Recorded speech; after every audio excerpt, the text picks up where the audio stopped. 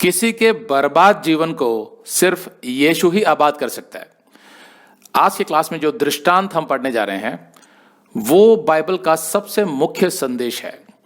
अगर कोई आपसे पूछे कि बाइबल का मुख्य संदेश क्या है तो आप उसको ये दृष्टांत सुना सकते हैं जो यीशु ने यहां समझाया कि अगर एक मनुष्य जो इस पृथ्वी पर आता है उसको एक दिन मरना भी होता है, और अगर वो पाप में डूब जाता है, उसके जीवन में अनेक पाप होते हैं, तो कभी कभी उसके मन में जो संदेह उत्पन्न होता है कि मृत्यु के बाद मेरा क्या होगा, क्या मुझे मेरे पापों के लिए दंडित किया जाएगा, और उसके पास कोई जवाब नहीं होता।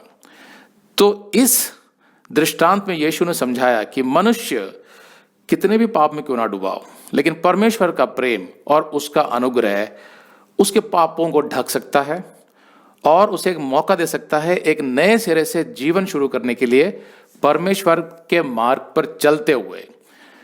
तो मानव जाति के लिए जो सबसे बड़ी आशा है कि मेरा क्या होगा इस जीवन में और इस जीवन के बाद, वो यीशु ने इस दृष्टांत में समझाया।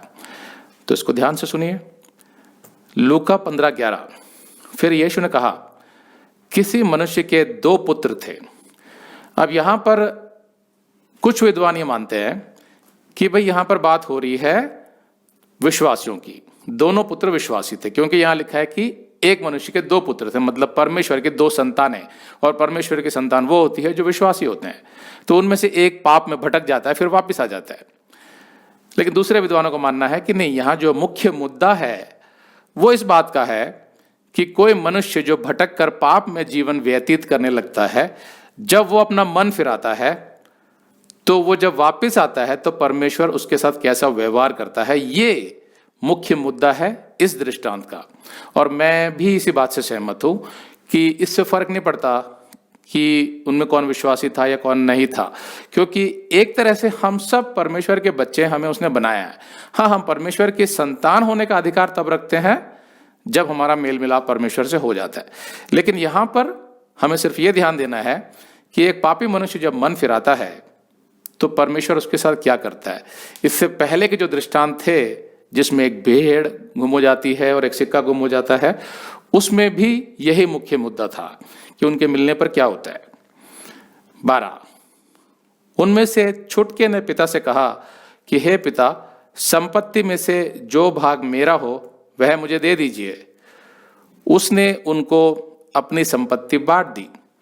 अब ये यहूदी थे और मूसा की व्यवस्था के आधार पर व्यवस्था विवरण 21:17 में लिखा हुआ है कि पिता की जो संपत्ति का हिस्सा होता है उसमें से 2 भाग जेठे पुत्र यानी बड़े पुत्र को मिलते हैं, जो तीसरा बच जाता है वो फिर छोटे पुत्र को मिलता है। तो छोटे पुत्र को उतना ही मिलना था, और व्यवस्था के आधार पर यह भी संभव था कि जो पिता है वो अपने जीवन काल में ही वो जो प्रॉपर्टी है संपत्ति का बंटवारा करके दे सकता है, ये भी संभव था। तो व्यवस्था के आधार पर जो छोटा पुत्र था वो सिर्फ अपना हिस्सा मांग रहा था कि पिताजी मुझे मेरा हिस्सा दे दीजिए और मैं उसका जो भी करूं उसके बाद।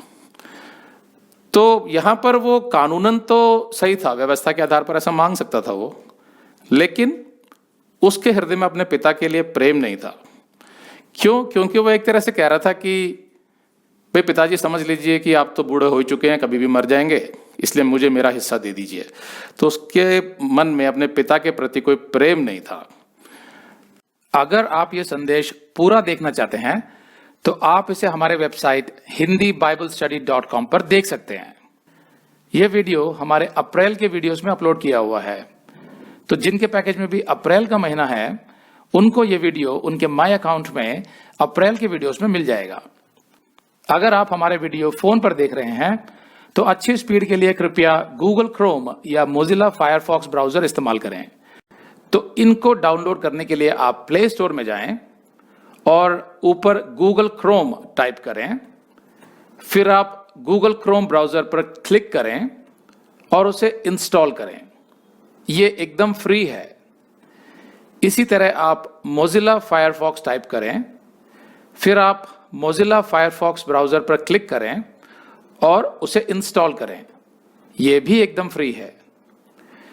इसके बाद आप गूगल क्रोम ब्राउजर को क्लिक करके उसे खोलें और उसमें hindiBiblestudy.com टाइप करें, मतलब पूरा hindiBiblestudy.com एक साथ बिना किसी गैप के, तब हमारा वेबसाइट गूगल क्रोम में खुल जाएगा और आपके वीडियोस अच्छे से चलेंगे। इसी तरह आप मोजिला फायरफॉक्स ब्राउजर भी क्लिक कर सकते हैं और उसमें भी बिना गैप के hindiBiblestudy.com टाइप कर सकते हैं। उसमें भी हमारे वीडियोस बिल्कुल आराम से चलेंगे। इसके अलावा अगर आप चाहें तो बेहतर स्पीड के लिए आप वीडियो के नीचे बने प्ले बार पर सेटिंग्स का चिन्ह दबाकर 240p 240p सेलेक्ट कर सकते हैं, जिससे आपका बहुत ही कम डेटा खर्च होगा। 240 सेलेक्ट करने के बाद आप वीडियो के बाहर कहीं भी क्लिक कर दीजिए, फिर वीडियो को पीछे ले जाकर शुरू से देखिए। अगर आप हमारे वेबसाइट के विषय में जानकारी हासिल करना चाहते हैं तो आप YouTube पर हमारा संदेश देख सकते हैं, जिसका शीर्षक है एक विशेष सूचना, हमारी मिनिस्ट्री का अगला चरण, second phase of our ministry. उसका लिंक इस वीडियो के नीचे दिया हुआ है।